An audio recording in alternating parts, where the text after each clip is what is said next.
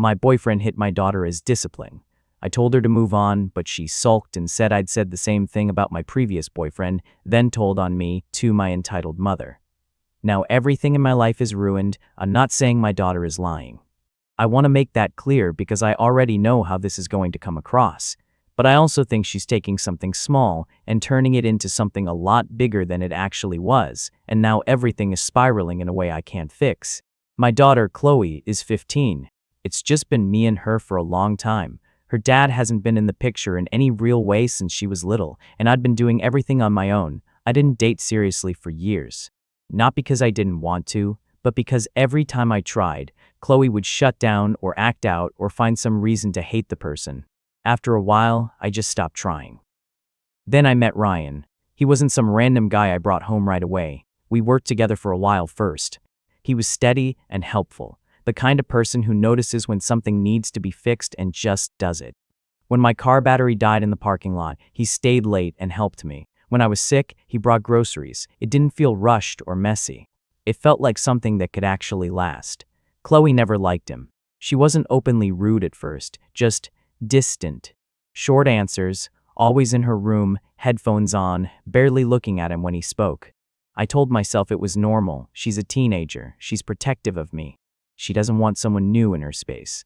But it never really softened. There were little things that kept adding up. If he asked her to do something small, like pick up her plate or lower the volume, she'd take forever or act like she didn't hear him. If I asked the same thing, she'd do it right away, but with that look on her face, like she was making a point. Once, he made a comment about her leaving lights on all over the house, and she snapped back that he wasn't her dad. It got quiet after that. He didn't push it, but I could feel the shift. Still, he tried. He drove her to school a few times when I had early shifts. He offered to help her with math even though she brushed him off. He bought her a hoodie once because he noticed she kept borrowing mine. She never wore it. I kept telling myself it just needed time. A couple months ago, his mom passed away. That changed everything. He didn't fall apart in some obvious way, but something in him tightened. He started getting irritated over things that normally wouldn't bother him. Not explosive or anything like that, just shorter, less patient. I understood it. Losing a parent does something to people. I tried to be there for him without pushing too much. Chloe didn't adjust at all. If anything, she seemed more annoyed with him, like she expected him to just act normal, and when he didn't, it irritated her more. There was this one night at dinner where he barely touched his food and just sat there staring at nothing. I asked if he was okay, and before he could answer, Chloe said, "Are you going to sit like that all night or what?" I remember the way he looked at her, not angry, just stunned, like he couldn't believe she said that. I pulled her aside later and told her that was out of line. She said I was choosing him over her. I told her that wasn't true, but she didn't believe me. Things like that kept happening, nothing huge, just constant tension, and I kept trying to balance it. Keep things calm, keep things normal. Then the other day happened.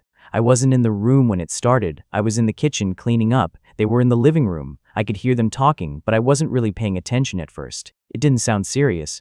Then Chloe's voice got sharper. I couldn't make out every word, but I heard her say something like, "You don't get to tell me what to do." Ryan said something back, lower, but I couldn't hear it clearly. Then there was this sound. Not loud, not like something breaking, just a quick, solid impact. And then silence. That kind of silence that makes you stop what you're doing without even thinking about it. I walked into the living room, and Chloe was standing there, holding her arm, looking at him like she didn't recognize him. Ryan was standing a couple feet away from her, not moving, just staring at her. I asked what happened. Chloe said, "He hit me." Ryan immediately said, "I didn't hit you." At the same time, I remember looking between them, trying to make sense of it. Chloe was still holding her arm, but there was no mark, no redness that I could see, nothing obvious. I asked him what happened. He said she got in his face and he pushed her arm away. That was it, that he didn't hit her. Chloe said it wasn't a push. She said he hit her hard. They were both looking at me like I was supposed to decide right there who was telling the truth. And I didn't know what to do with that. Because I know my daughter. I know how she can get when she feels cornered or challenged. She doesn't back down, she pushes harder. But I also know Ryan, and I have never seen him put his hands on anyone, not once. I told them both to stop and separate for a minute. Chloe went to her room. Ryan stayed in the living room. I asked him again, quietly, what happened? He said, "She kept coming at me, Melissa. I told her to stop. I just moved her arm away. That's it." He looked tired, more than anything. Not defensive in a loud way, just worn down. I asked him if he understood how serious this was. He said, "I didn't hit her," just kept repeating that. When I went to Chloe's room, she was sitting on her bed, still holding her arm. I asked to see it. She hesitated for a second, then showed me. There was nothing there. Maybe a little pink, but it could have been from her holding it. She said, "He hit me really hard." I asked her to tell me exactly what happened. She said he told her to put her phone down. She said no. He kept pushing it. She told him to leave her alone. He stepped closer. She told him to back off. And then he hit her arm. The way she said it made it sound clear, simple.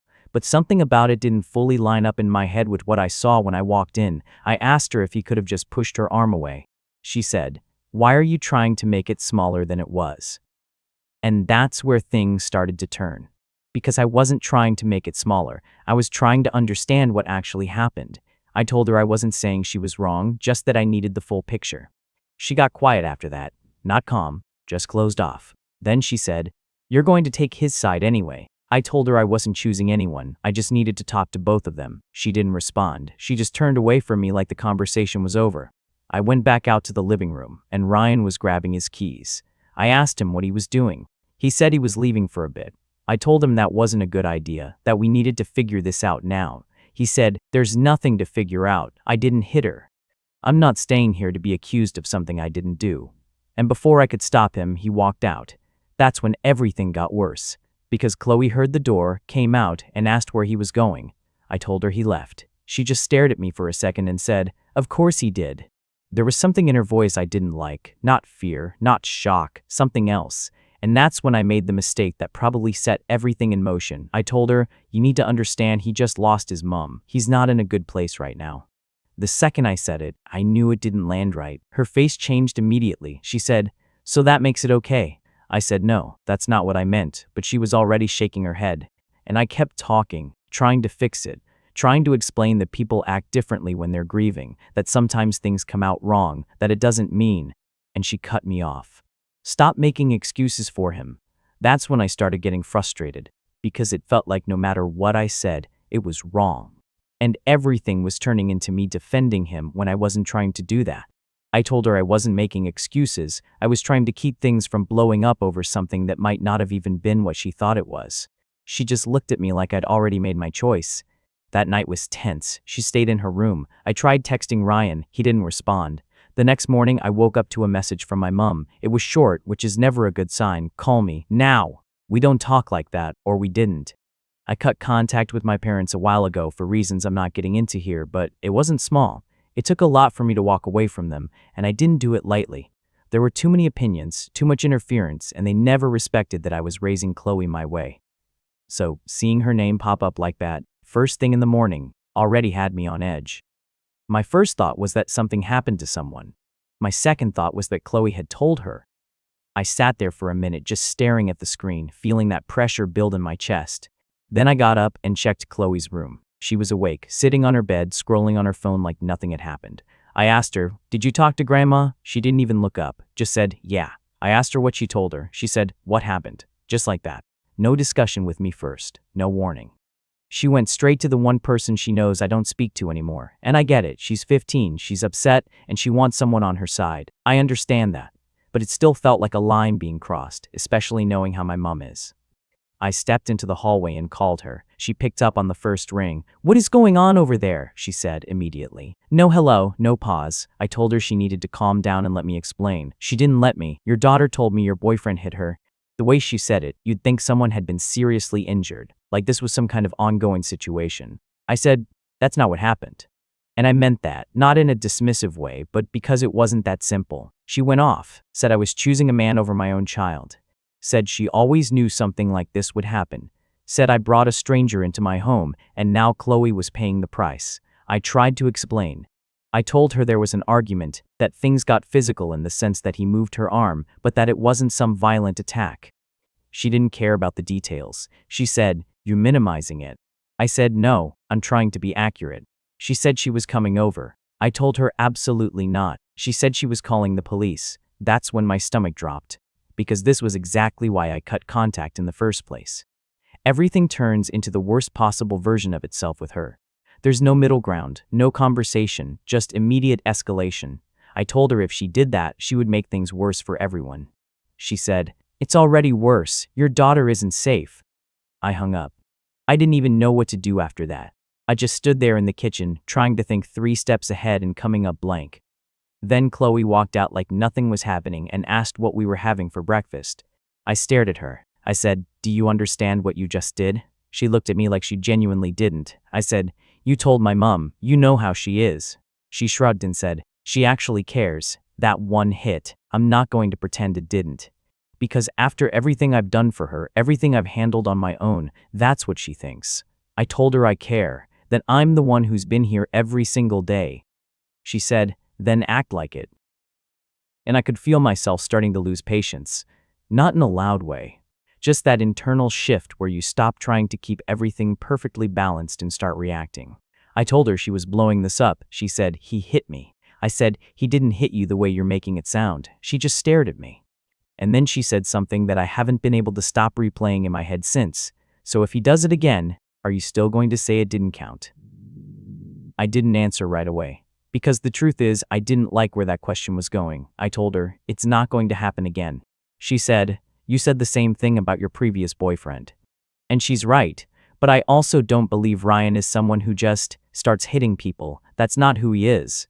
I've seen him at his worst these past couple of months, and even then, this is the first time anything like this has come up. That matters to me. Maybe it shouldn't as much as it does, but it does. Around noon, my mom showed up anyway. She didn't knock quietly or text first. She just started banging on the door like she was trying to make a point. Chloe went to open it before I could stop her. The second my mom saw her, she pulled her into a hug and started asking if she was okay, looking her over like she expected to find something obvious.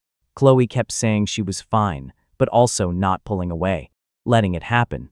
Then my mom looked at me. That look, like I had already failed. She asked Chloe where it happened, asked her to show her arm. Chloe held it out. My mom frowned. She said, "There's nothing there." And for a second I thought maybe that would calm things down. It didn't. She said, "That doesn't mean it didn't happen." Which, okay, sure, but it also didn't match the way this was being described. I tried to explain again. From the beginning, calmly.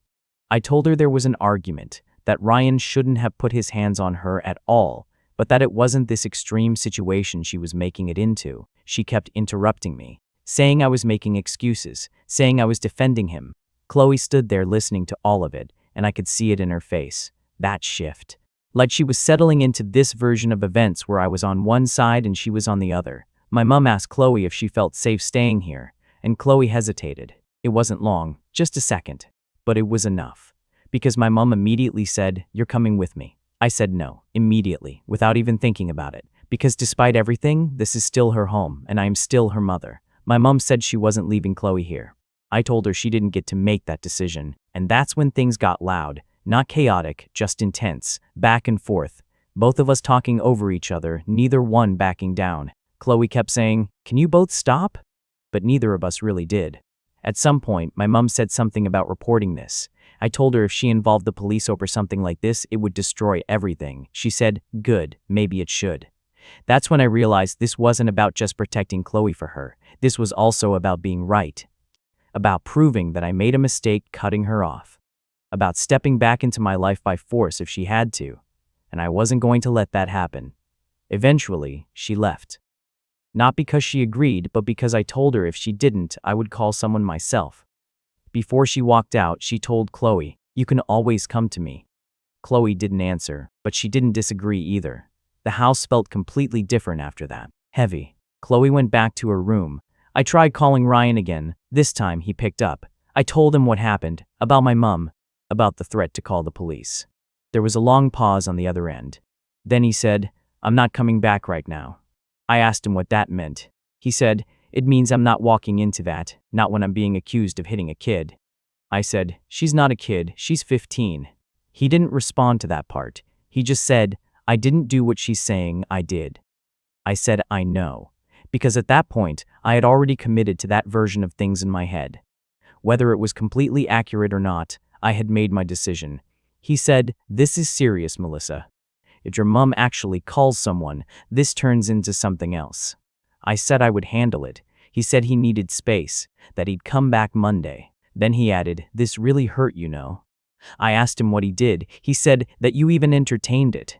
And I didn't have a good answer for that, because I did. Even if I didn't fully believe Chloe's version, I still questioned it. I still asked him more than once, and apparently that was enough for him to feel like I wasn't on his side. After we hung up, I sat there for a long time, trying to figure out how everything got this messy this fast. By the evening, Chloe came out of her room again. She looked calmer. Too calm, honestly. She said, "Grandma said I should stay with her." I said no. She said, "Why not?" I told her because this is her home, and we're not running from one bad moment. She said, "It wasn't just a moment." And that's when I pushed for something I probably shouldn't have pushed for the way I did. I told her she needed to be fair, that if she expected him to acknowledge anything, she also needed to meet him halfway.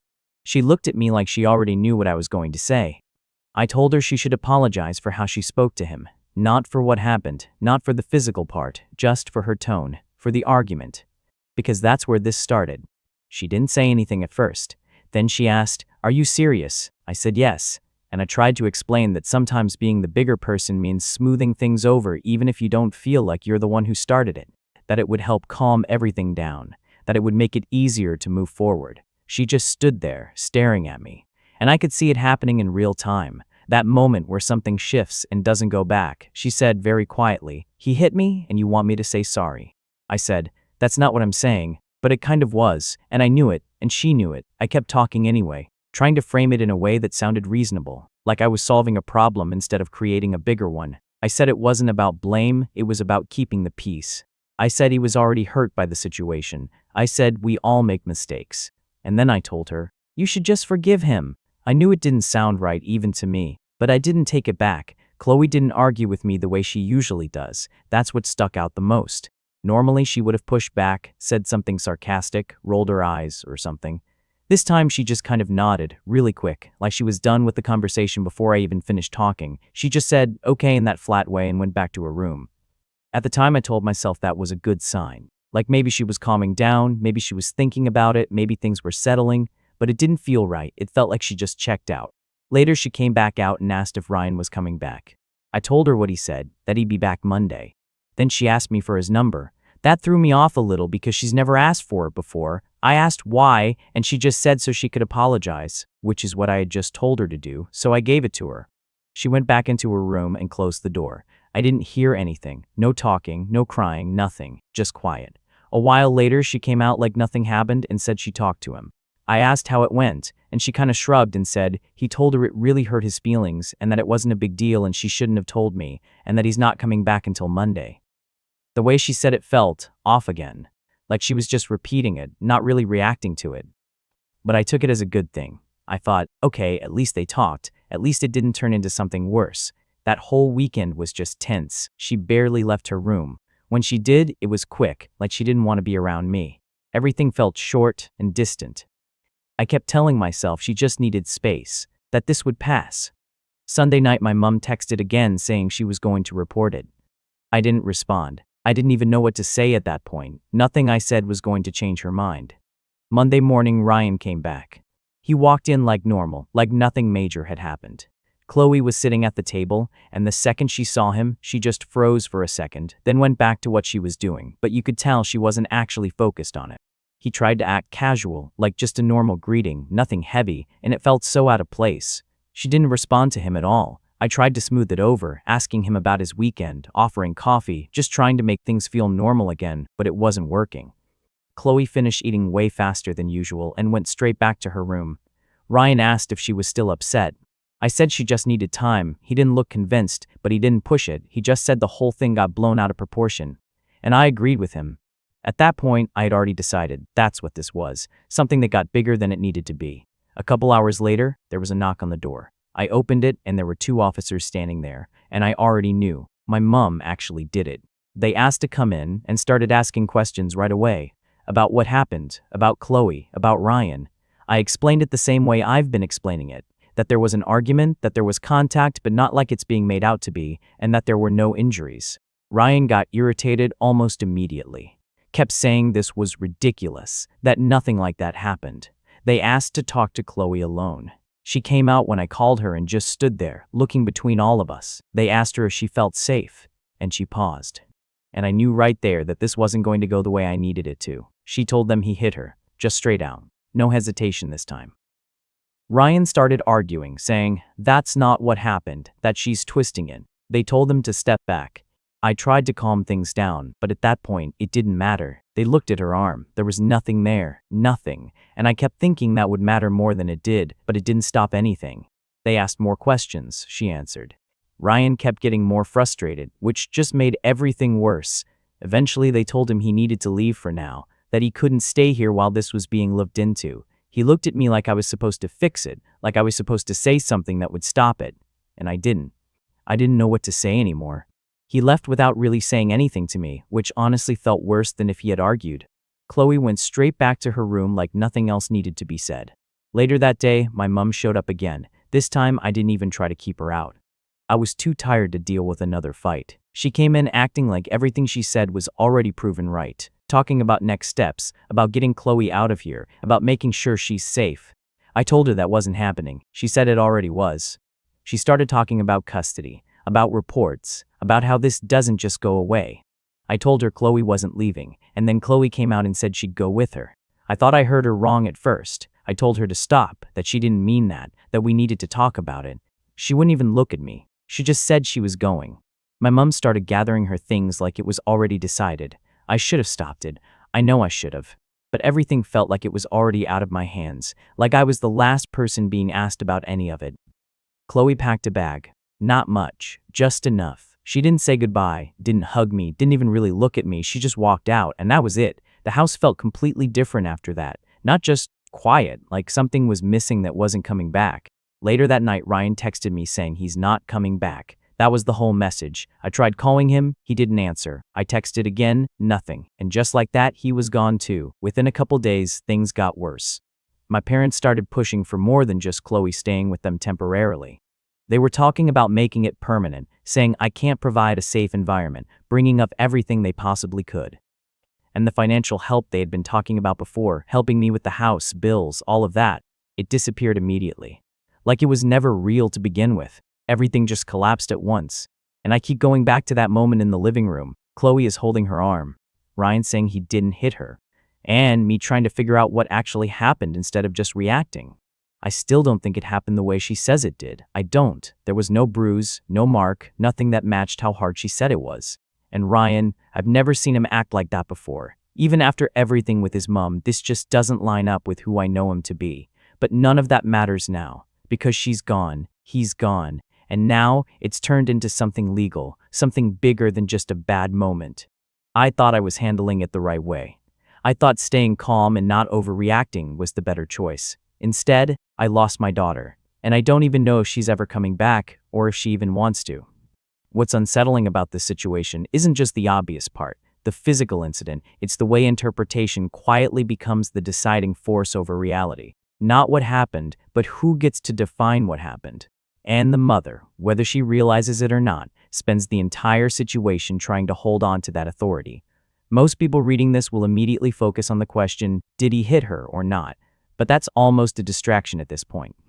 Because what actually drove everything that followed wasn't the force of that moment. It was the mother's need to downgrade its meaning fast enough to keep her life intact. That's the real story. Notice how early her brain locks into specifics that support that goal. No bruises, no visible marks. His history, his grief, her daughter's attitude. These aren't neutral observations, they're anchors.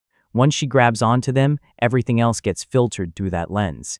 And here's the part people don't usually talk about. This isn't just denial, it's resource protection. Because in her situation, acknowledging the daughter's version fully doesn't just mean he did something wrong. It means the relationship is over. The household structure collapses. Financial instability becomes immediate. The parents she cut off regain power. Her identity as a competent, independent parent takes a hit. So when she minimizes the event, she's not just defending him. She's defending an entire ecosystem that depends on him staying. That's why her reaction feels so stubborn. It's not about one moment, it's about everything tied to that moment. Now look at the daughter. What's striking isn't that she reported it, it's how quickly she stops trying to convince her mom. That's the turning point people miss. At first, she explains, she insists, she pushes back. But the second she hears things like the following, "He just lost his mum. You should be the bigger person. It's not what you think." She shifts. Not louder, not more emotional, quieter. That's not submission, that's recalibration. She realizes very quickly that this isn't a situation where truth is going to be determined by facts. It's going to be determined by what her mom is willing to accept. So she stops trying to win that argument, and instead she goes somewhere else, someone who will accept her version without resistance.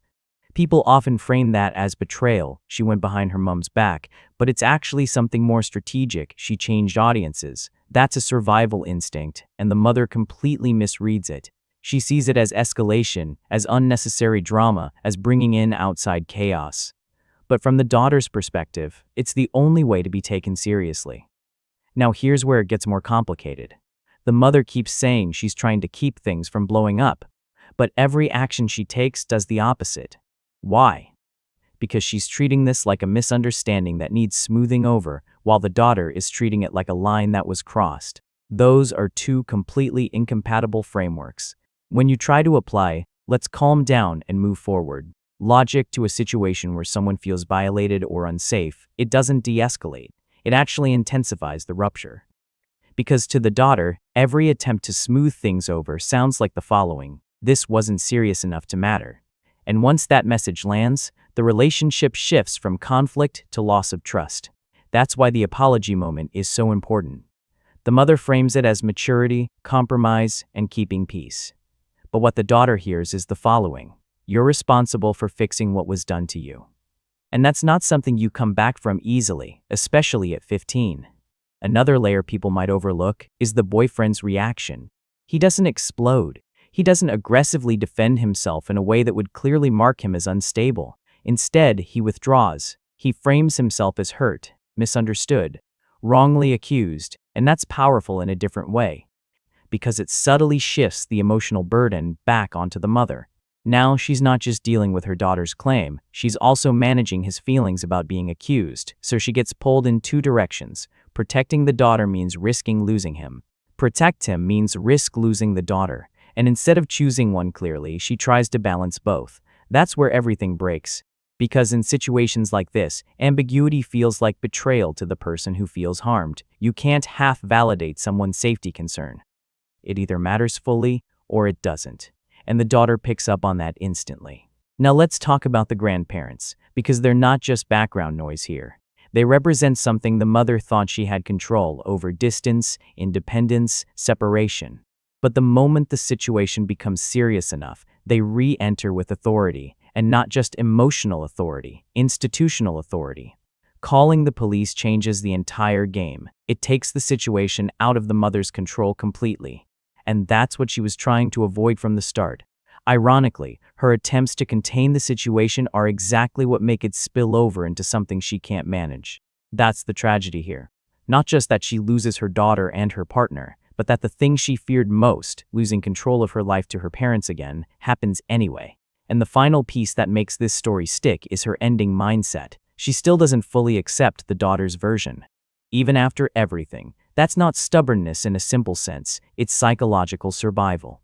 Because if she fully accepts it, then she has to confront that she failed to protect her daughter, prioritized the wrong person, played a role in losing her. That's a much harder reality to sit with than maybe it wasn't that bad.